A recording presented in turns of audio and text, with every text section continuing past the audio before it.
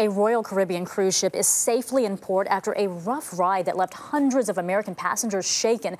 This is the third cruise ship near disaster in the last 5 weeks. CBS News correspondent Mark Phillips is in London with the latest. Good morning, Mark. Good morning, Betty. Well, the brilliance of the seas has arrived in the Mediterranean island of Malta with a lot of relieved passengers on board. The owners of the ship, Royal Caribbean, are trying to make the best of it and have now said they will refund the cost of the cruise to passengers. That's how bad it was. Boy, were they happy to be on solid ground at last.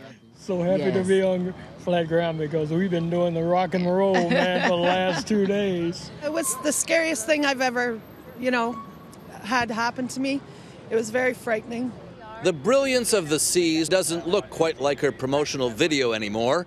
Certainly not inside, where violent rolling in a Mediterranean storm threw furniture and people around in a harrowing ordeal that went on for hours. It's an experience the 2,000 passengers, about half of them American, are still trying to come to terms with. But the money will help. At first we were not happy with the response of Royal Caribbean, but since then they have refunded all of our money, and we're very happy. The ship had been caught out in a severe storm, but the bulk of the damage took place when the captain slowed down as he approached the port of Alexandria, Egypt. With the ship's stabilizers losing their effect at slow speed, the ship rocked violently. About 60 people were injured, some with broken bones. The ship itself is in completely seaworthy conditions. Royal Caribbean says it will continue the cruise back to Barcelona, but many of the passengers say they've had enough and want off now.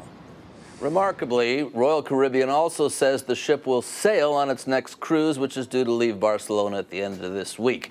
If so, they got a lot of work to do, and the passengers will be watching the weather. Betty? No doubt. CBS's Mark Phillips in London. Thank you, Mark.